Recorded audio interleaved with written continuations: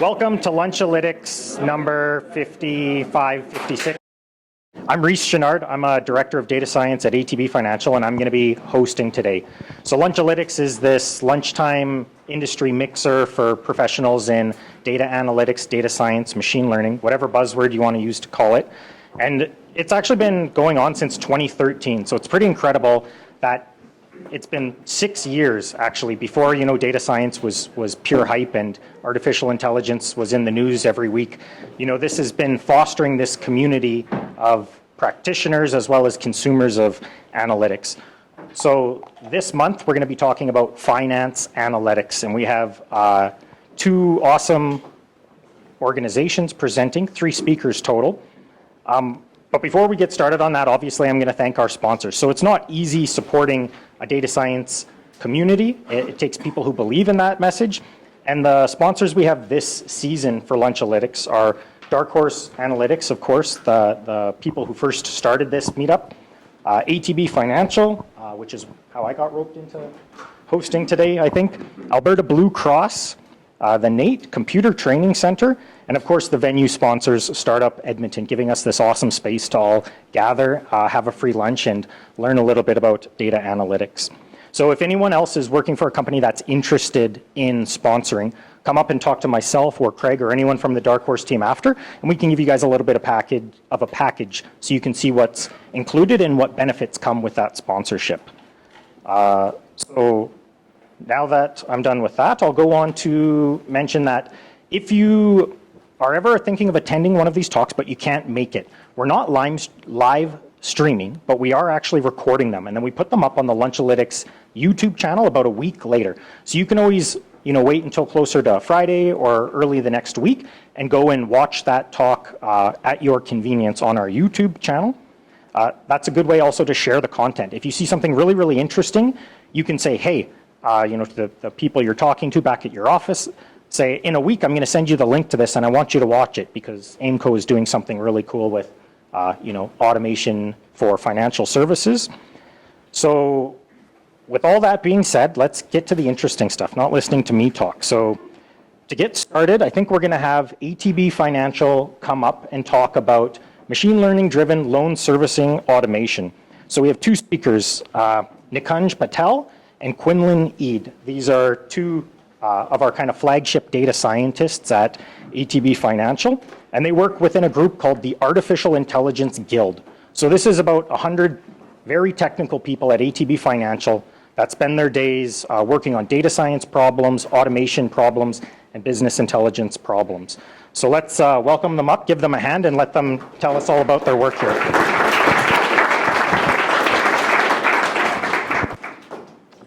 Hi there.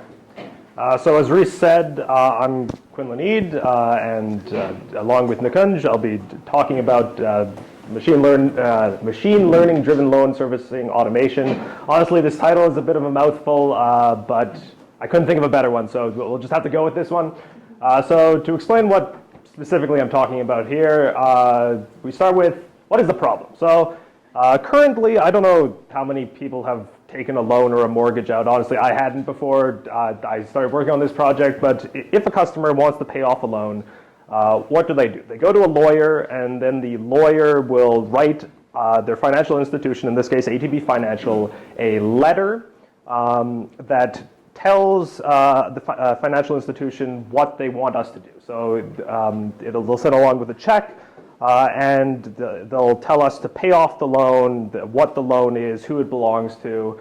And so right now the process is they send us a letter, one of our employees will read the letter and manually enter the information into our system and make the changes that they want. The problem with this is a manual process, so it's relatively slow, it's time consuming, and as data scientists, we want to reduce the amount of manual work. And really, we're just opposed to people reading. We're the anti-reading rainbow. So to kind of summarize, our goal was to create a system that we take in the document, we locate the relevant lawyer letter, we extract the key information we need to make the changes that we need to do, and then output it into the other automation processes that are being developed at ATB. So as an introduction, here's the team that worked on this project. There's Nikunj and myself. There's Nadia, who is on maternity leave right now, and there is Tyler, who is basically our leader on this project. Between the two of us, we're split between two different squads, RADS and AIR, as you can see the acronym definitions there. So this is the general pipeline of what we want to do. So you take the file, you pre-process it to make it nice and clean, you determine which part of the file is a lawyer letter, you use OCR, in our case, PyTesseract, to turn that image into text, and then you extract the relevant data that you want. Now, this is the really hard part. The other parts, they're not as difficult, so this talk is mostly just focused on how are we doing this data extraction. And so to zoom in on this, the more specific is, we split it up into these parts. So first, what we do is that we segment the page. And what I mean by that is that depending on where information is located in a lawyer letter, that can tell us what that kind of information means. And then based on that, we use these three general methods to extract more specific information. So to tell about page segmentation, basically in our mind, a letter is composed of three parts. There's the header, which basically is the fancy letterhead that a lawyer will use and their address and stuff. There's the body, which is the meat of what it's asking us to do. And there's the signature, which is basically just the lawyer writing off. And so we want to be able to split it up like I've shown with these boxes here. And so the way that we do this is actually a bit of a trick. We're not using machine learning. So what we're doing is that it's entirely image-based. I'm using a piece of software called OpenCV, which is basically an image manipulation software, and that we can blob out the text into that black lines like there, which is kind of cool. It's like, redacted FBI letters. And then we determine the contours and draw bounding boxes around them. And so you can see that we do it there. And then based on the relative position and width of those boxes, we determine where the body is, and then split up the above as the header and below as the signature. So after we've done that, the next thing that we want to do is determine what is this letter actually asking us to do. So we created something called an intent classifier. This is pretty standard. So basically, we take the text of the letter, pass it to our intent classifier, and then we have to determine what the intents are of these three categories, either making a payout, asking for a discharge, or doing both. In case you don't know, a discharge is basically asking for us to remove our name from like the land title or whatever. And so the idea is to create a classifier like this. And so to be more specific about how you go about doing this, this is the general process. That first, we create a bag of words from the counts of the words in the text. As I show here, a sack of potatoes where the potatoes are words. Because we want to count how many times a word appears in the text, then we vectorize that so that the longer letters aren't biased, and then you can just pass those vectors into any kind of classification system that you want. In our case, we use a linear SVM, though if you were trying to make a classification model of yourself with this kind of text classifier, you could just try around. It's pretty straightforward once you have the vectors. Honestly, the hardest challenge of creating an intent classifier like this is not the model, it's not the transformations, it's getting a labeled data set. And so how do you do that? You manually read a bunch of letters yourself and you label what the intent is. This is a little bit of a tedious process and it takes a while, but I don't know, that's just one of the problems with supervised learning. A technique that I use to kind of make it a bit easier is that you label like a third of your data, you train a partial model on that, and then use that model to make predictions on the rest, so that you have a more labeled data set, and then you have to manually go and correct mistakes that happened. So yeah, and then Nikunj will be talking about the other more specific data extraction techniques we use. Thank you. So up to this point, we know what kind of lawyer letter we have. So after identifying lawyer letter and identifying intent of that lawyer letter, we'll go to next part, and that is key value pair extraction. So from those letters, we have the objectives are we have to find dates, loan numbers, check amounts, address, names, file numbers. There are a couple of other more that we are working on, but they are not finished yet. Okay. So we applied some of the basic techniques, and we also went with some of the complex NLP algorithms. So most basic one is regex. And as you can see here, I mean, everybody who has worked with regex, they know it's a write-only language. Once you write, you cannot change it. You have to rewrite again. It's complicated, and you have to set up those small definitions for each and every keyword that you want to find. So as you can see here, like if you want to find this cell phone number, you write the regex pattern like this, and it will find your cell phone. And this is for the postal code. And that's how it goes. It works for the most of the cases where the pattern is predefined, very fixed, like cell phone number or the postal code. But what do you do with the names or addresses or with the other key value pairs that are not, you cannot make pattern for? Something like this. So one of the key value pair that we want to find is file number. And as you can see, these are not the real one, they are fake one. Some of them are just numbers, some of them are just alphabetical characters, some of them are mix of codes, some have special characters. So as many as law offices are in this province, they can have their own file number format. So how to tackle that? So one technique is name entity recognition. So there is one called Stanford NLP NER tagger, name entity recognition. So what NER taggers are? So think of like this, rather than looking for specific KVP only, we create an algorithm, we feed the entire text, and then we will let this NER tagger tag each word. So based on the training, suppose the model is trained only on like 3 KVPs, it will identify those 3 KVPs and tag all other words as something different. So that Stanford NER tagger is trained with names, organizations, and dollar amount.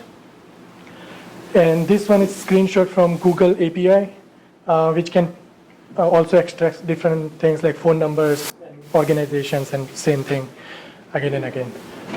So we needed to do something for specific KVP that we want. So we had to build a custom NER tagger. So we used BERT NER tagger. So BERT is the latest natural language understanding model. It stands for bidirectional encoder representation from transformers. So if I have to say in 2 lines, then it is built with transformer units. So transformer units are something like, you must have heard about LSTMs or RNNs or even a simple perceptron. So think of it like this. So that one transformer unit is like that, and the entire BERT model is made of those complex transformer models together.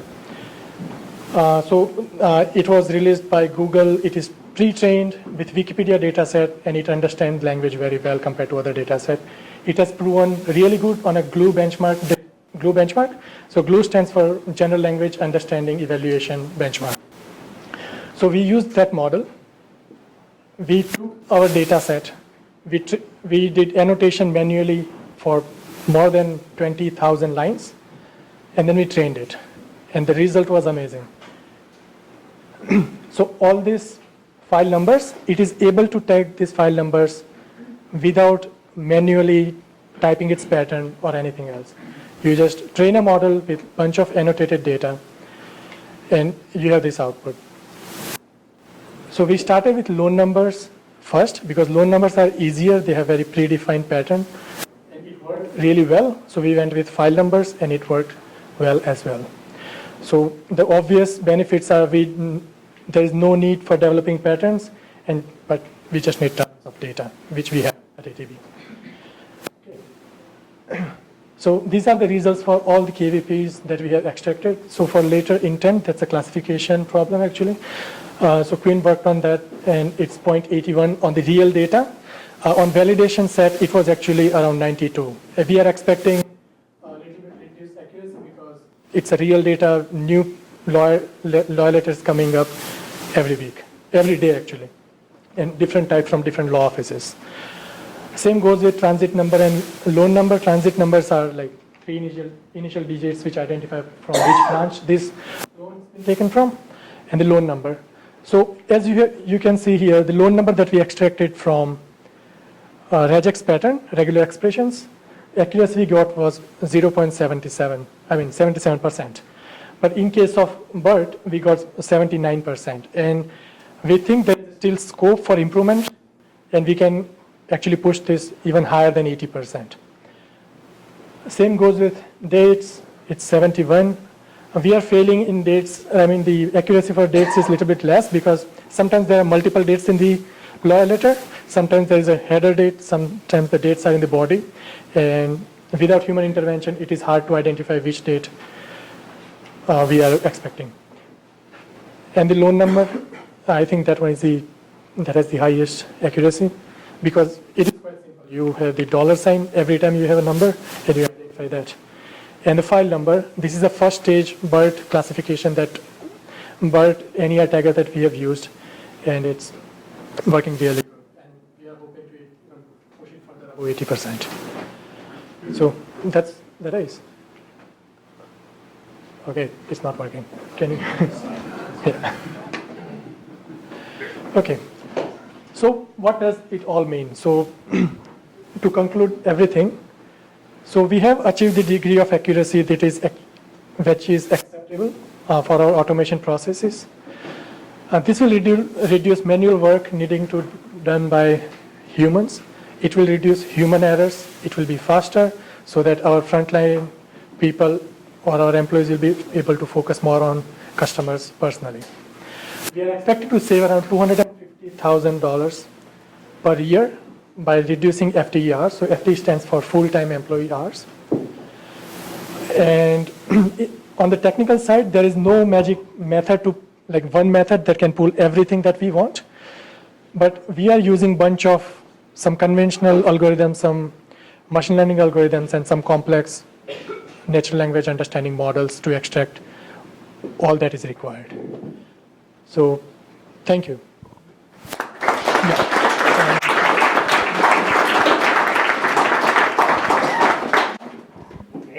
Questions? Yeah, over there. Yeah. Two quick questions. One really important one. Will this process allow us to not have to use lawyers in the future? If lawyers can employ us there, then yes, because we can generate these kind of letters automatically. Okay. But not sure. We're going to type it up ourselves so that we don't have to pay a lawyer. Yeah. I like that. Yeah, I can see the future that if all the letters are with a specific format, like all the layers has some kind of standard, and we won't be required at all.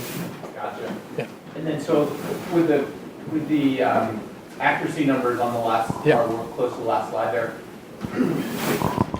is the idea that you have a human taking it the rest of the way, so you've got a human sitting there just basically quality checking it? Yes. So we have a very large data set available with us. So we divide it into test and training set. So these results are from training test set, which was not seen by our models during the training. Okay. We also have humans in the pipeline. They check all the. We need to see all those numbers because if even mistake with 1 0 or something, that can have a huge financial effect on a bank or on a customer. So human will always be there, but the process will make their task easier in a way that, okay, here is a letter, here are all the key value pairs extracted, just verify and go ahead. They don't have to type. So sorry, it's along the same lines, but what was the reduction? You said 250,000, but what was the total cost? Like, I'm just curious, percentage-wise, what that was compared to what you said. I think the way we calculate it is because we don't know specific from where these law letters are coming to which branch. Okay. So we are calculating that amount based on, okay, for one lawyer letter, how much time we are saving, and multiply the number of lawyer letters with that time and multiply with the average salary for FTE. What makes your accuracy go down for loan numbers? Because if you look at loan amount and transit numbers, Yeah. these are pure numbers, I believe. So Yeah. that's why your accuracy is better. But it's still your letter intended is two words, characters. Yeah. So why, can you explain why it's difference in the accuracy? Why it's making it so lower than that? So letter intent is a classification problem. So, and just one thing to note here that all of these different KVPs are extracted with different algorithms.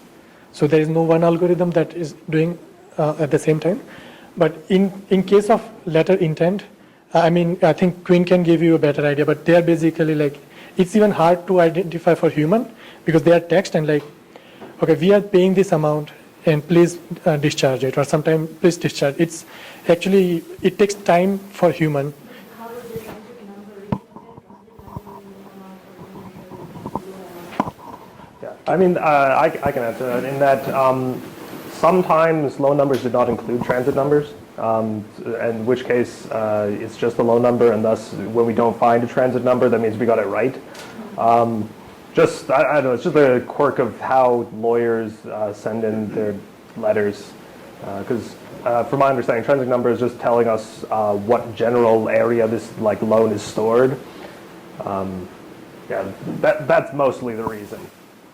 There's high intra-class variability in certain KVPs, and then in other instances there's low intra-class variability, meaning if there's low intra-class variability, they look the same all the time. High intra-class variability means they're always in different places and they always have slightly different formats, and it makes it a little bit harder to accurately pull them out. And one more point is transit numbers are three digits and loan numbers are 11 digit long. So even Scaling of the go ahead. Yeah. So when you create these p-value grids, you send it back to a lawyer and then just have an automated presentation to confirm these. And they'll be happy. I mean, Okay. that's not dissimilar to kind of the next stage, or at least the potential next stage, where what ATB does is we do send a letter back to the lawyer to basically tell them that we've done it. And so what they're working on now is to kind of like automate the generation of that loan to send, that letter to send back to the lawyer, which is why the next things we're trying to work on is like extracting the lawyer address and stuff like that, so that we can more like fully generate the letter to send back to them. But with them just like confirming that like it's the idea is to like speed it up. The problem is like they send these letters physically, so we don't want to like wait for the postal delivery service. In our database, we have around like 1,500 law firms already. So it would be even logistically not a good idea to send to 1,500 different people at the same time, I guess. Yeah, sure, go ahead. Yeah, here's I haven't had some knowledge about recognizing those OCR recognizing the handwriting, the texts, and the images classification. But the problem about the machine learning models is it never gets to 100% right. So you can feed your model with more training data sets, but the accuracy will never reach to 100%. So why didn't you launch a system let the users or their lawyers log in every part themselves? So you get so you must have considered about that approach. What were your considerations? Yeah, I mean. I could try to give an answer to that. Partly, like this is something we can do on our end without demanding like the customers and the people that we work for change the way that they do things. Because like obviously, like if they could just like log into an interface and just write in the information themselves as opposed to sending us a letter, that'd be convenient. But it also kind of makes it more annoying for people that are used to doing it in a certain way. And so this is a way of kind of like increasing our efficiency without demanding that our clients have to do like more work or work that they're not used to. And lawyers are taking responsibility for those letters. And how do you, like, we will have to have one step which identify who is lawyer and who is not, who is logging into that system that you are saying. So it's like complete process change, not at just ATB, but like every other financial institute exists that, at least in North America. We'll take one more question over there. You mentioned that you had to manually annotate letters for the training, part of the training data set. Can you just comment about how much data you had to annotate, like how large the training data? For the intent classification, it was about 2,000 letters. So, like I said, I manually annotated about a third of those, and then sped up the process with like a partial model. Yeah, part of the problem is that because these are like somewhat confidential information, we can't really like outsource it to like, there's like Mechanical Turk or something like that, because it just doesn't like follow privacy laws.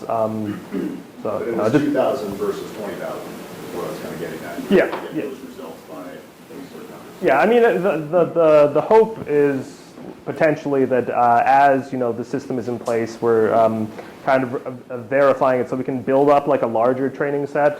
But that hasn't happened yet. Okay, awesome. Thank you so much, guys.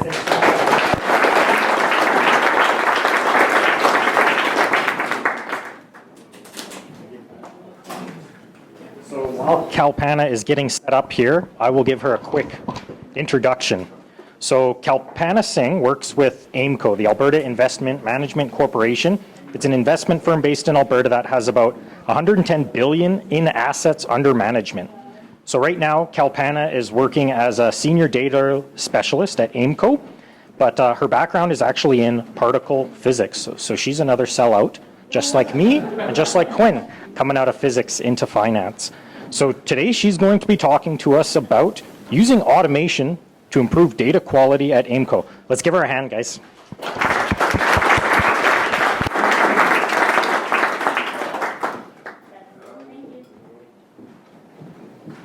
Hello everybody, thanks for giving me this opportunity to talk about the work we are doing at AIMCo. It's all about the projects we have done so far with our team. So I'll go with the introduction of my team as other people do, it's better. So at AIMCo, data management team is a very active team, and we are actually part of that data management team named Data Efficiencies, and we are only 4. My team members are here actually, Menkor, myself, Bafa, and Rico.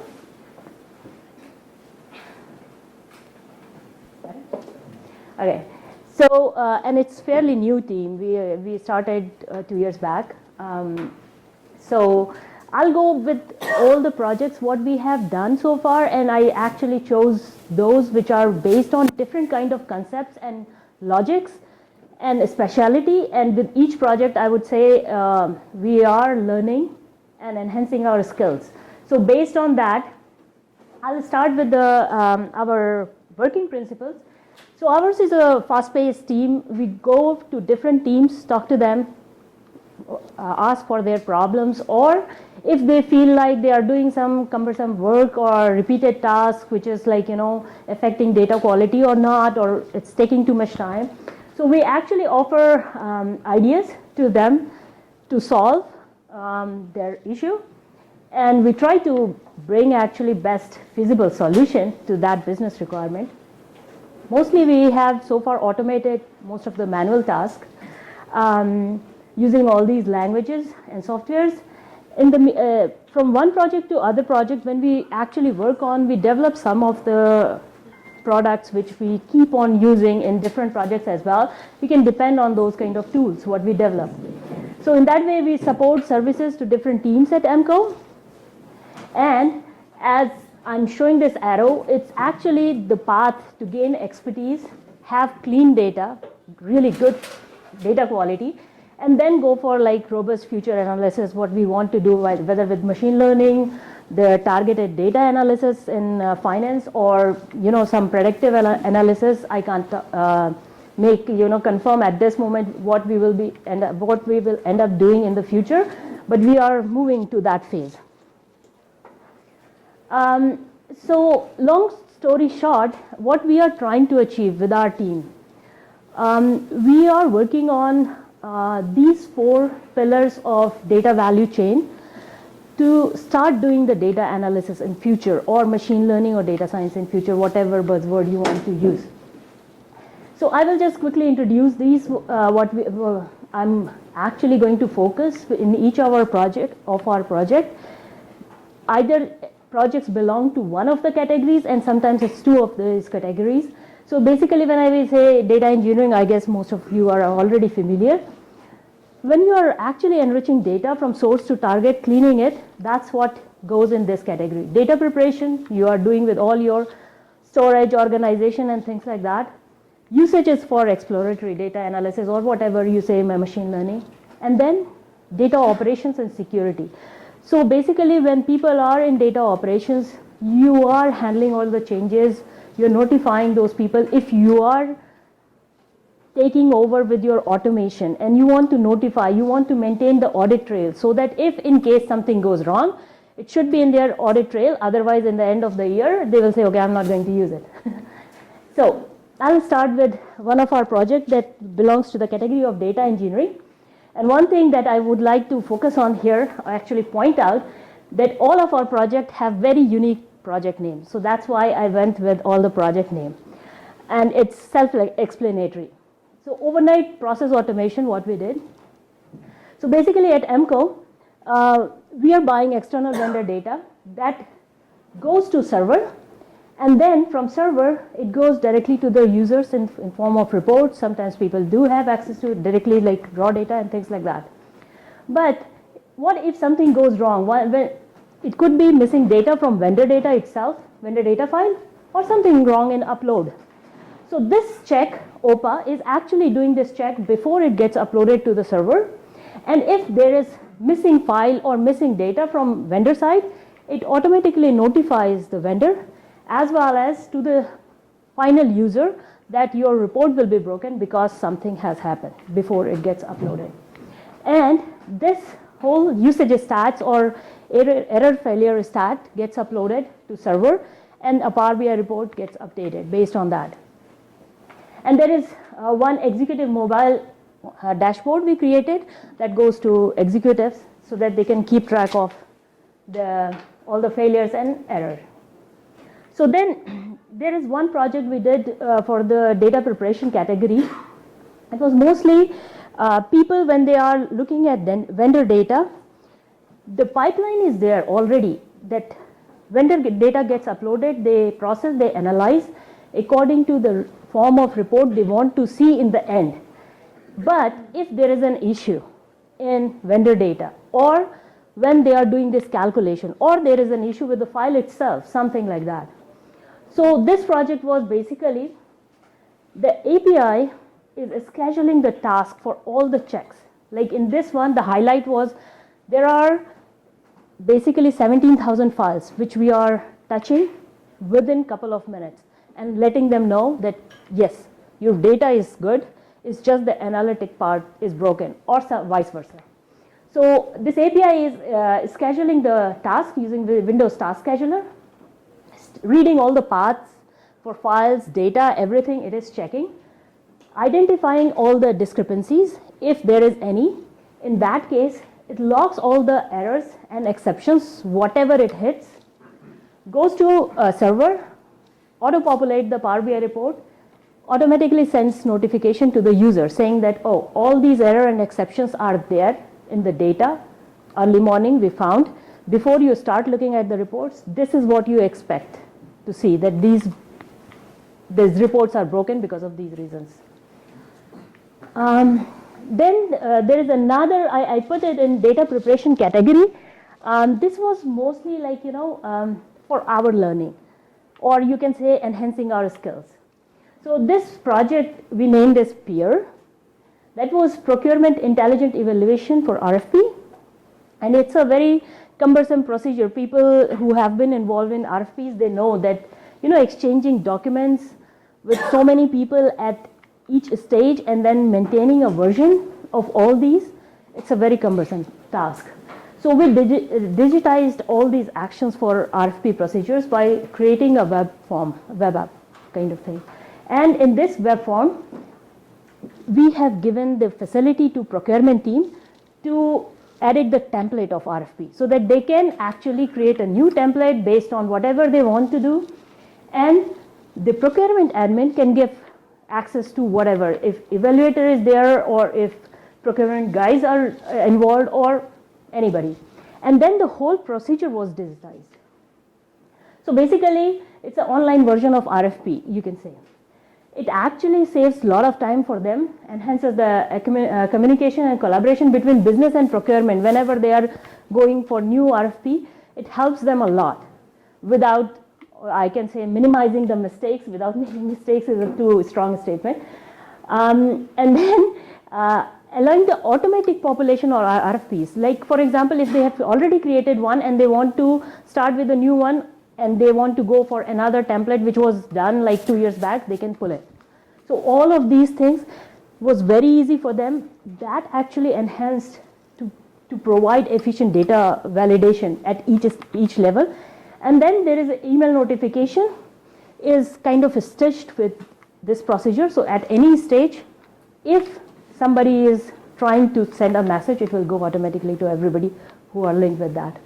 So this was a good demonstration that, it's not like real data project, but still it was very good and successful, and procurement team people are very happy with that. Now, I'll come to this one. I think everybody who is involved with data in this room, they know data governance is a big pain everywhere. So this tool, what I'm going to talk about, we built in-house at AIMCo. That's governance lineage analysis tool. We named it Govlet. And you know that if you are looking for many systems at any organization, you want to know if a field is propagating from one system to the other or going to the third system, and if it is transforming. For data governance or for any analysis, you want to have all these information with you to make it clear that the data quality, or you understand your data. That's the best way to say. So what is the logic for Govlet tool, what we developed? So for example, if data is moving from system 1 to system 2, anybody who is doing that should write that set of rules talking about, I want to move these 10 fields from this server to this server, if it is going automatically.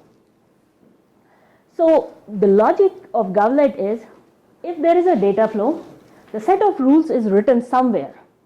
And what we did, we just designed, or you can say developed, an interpreter, which can actually interpret all the set of rules. So for example, I'm coming back to the same thing, like external vendor data gets uploaded to server through SQL store procs.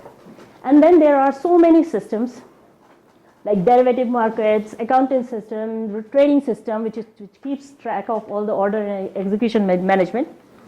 And there is service bus.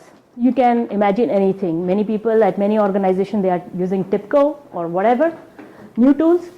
That's how they integrate, right?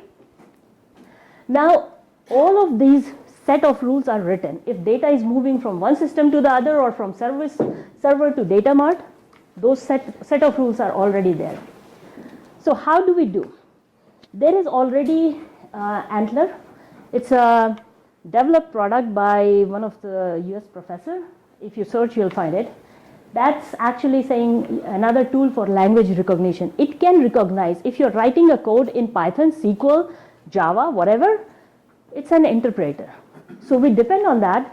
We pull the logic, and we actually designed interpreter for SQL store procs as well as for XML files, going with the namespaces and everything. And that's how, if let's say a year from now somebody wants to move data from this data mart to this system and writes another SQL store proc, fine. We just need to refresh everything. It will catch, fetch that as SQL store proc, will interpret, and will upload the data to our governance tool saying that, I found new lineage because somebody added another store proc somewhere. That's the logic. So now, after building all these things for Govlet, we have a web app provided. This is stitched together with the Govlet product. Sorry, I had to mask all these things because of the legal issues. But I kept all these sections because it will help me. So for example, if I'm looking for a particular field, that is assigned with a particular ID. And if there is an AIMCo term assigned to that field, or there is a business definition, all of these are stitched together in Govlet with the location of that particular field. And if this field has two parents, for example, system A is feeding that field and system B also feeding with some if-else kind of conditions, then parents as well as children, all of them will come to the same hierarchical tree structure. And then there is a graphical mode saying that, these two databases actually, so color coding is there. If the same system has 3 databases feeding the same field. All of them are color-coded in the same way. So it's feeding this field, and this field has only one child. If this field is getting transformed, there is a transformation rule when it is being fed or going somewhere, then this is a solid line, otherwise it's a hashed line. But if people click on this view transformation links, it will tell you which storeproc is actually responsible for this kind of feed or what kind of transformation is there. So they can actually view and link it. So in a way, for whatever field in whatever system we have covered a couple of systems so far. So if people are interested in that particular field, they want to know where it is coming from, where it is going, how it is getting transformed, how is it getting values, all of this information is already stitched to Govlet. And if refreshing Govlet is very easy, because anytime you just run, you'll pick all the new set of rules written by anybody, and it will refresh all the lineage for us. Okay, so then there is another project what we did. It's in data usage category I put it because it's basically data, either raw vendor data or their own calculation reports are there. And then based on all these data, they are creating their own report. In the final report, it's a kind of summary report, what they would like to see every day. So it's again the same kind of thing what I have already shown previously with Cake.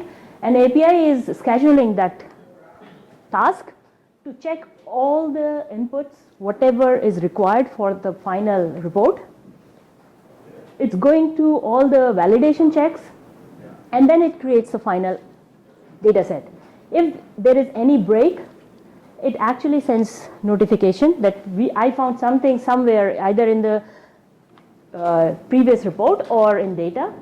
Otherwise, it uploads data to database server. It refreshes the Power BI report and exports as PDF, and that sends back to the concerned people who are actually looking for that final report. Now, there is one project which I put in data operations and security section, and this one is basically a collection of small projects, and that's why I just put all of them together. As I said, because most of the time when you are automating stuff, people are also concerned about what if something goes wrong in automation. Are we going to keep track of our audit trails? Are we going to be notified in the right time so that somebody can take action? So first of all, we automated the Outlook emails. Whatever kind of email you want to read and whatever type of data you are fetching, it should fetch that data from that particular email, extract that information, and then go to the next stage. If you want to use that data to go on a particular website and scrap that data and try to compare it, we did it automatically. Or if it is going to a database or table, searching for some information and then comparing, that's also done automatically. And the third one is, because that was also a part of this, because there was a task where people are receiving these emails every day, maybe 3 times, 4 times a day. They are looking for those emails, getting particular information. Then they are going to a particular system, feeding that information to complete the chain. So what we did, we automated the whole procedure. Look at the email. If that email is in your inbox, it will go and it will open that system. So it's an automation of keyboard and mouse action. It's just like mimicking a manual person sitting there doing the task. And it runs automatically on server. It's a standalone server. We are not touching. Every day it's just doing that. All of this with the automation of keyboard, mouse action, and web scraping, all of this, we saved roughly like 50 hours a week. So, no machine learning projects yet, but we are building our building blocks to maintain that data quality so that tomorrow, if we start with real modeling, we'll have some confidence that yes, we are working with the data, we understand everything. So in my outlook, I'll go with the kind of automation we did so far. Basically, it's mostly we started with the purpose that to reduce the load of cumbersome work. Like people are doing repeated tasks. Instead of that, they can actually do something more useful, and then, so by developing the web forms, also by automating the keyboard and mouse actions, and then some validation checks and audit trail, as I was talking about, these are in place for all of this. Web scraping was also a very good task, because when people are doing, somebody is looking for all the data in server and just sitting with that website for a couple of days. So it saved a lot of time. Now, with our Govlet, basically the second step we have gone to is to integrate the voice search, voice SQL search, because, and for that we used Google API. It has some limitation because obviously of the pronunciation. Different people pronounce the same database or table name or field name differently. So those kind of things we have covered. But this tool, POC, is there. It's working. And then the next step we are going to is to machine learning project, because once you understand the data lineage, you know that these fields are mapped to these fields, and a new requirement comes and somebody says, oh, you know what, I'm adding this data which needs to go to that system. You know already the data mapping in advance. So half of the, or maybe 80% of the data mapping you can do by yourself. So that will be the machine learning project we will be doing in the next couple of months. That's it. With the announcement, we have 2 position openings of co-op students in our team. And if you're impressed by the work we are doing, innovative work, exciting, then sure, it's an enthusiastic team. Please come and talk to me or my team members.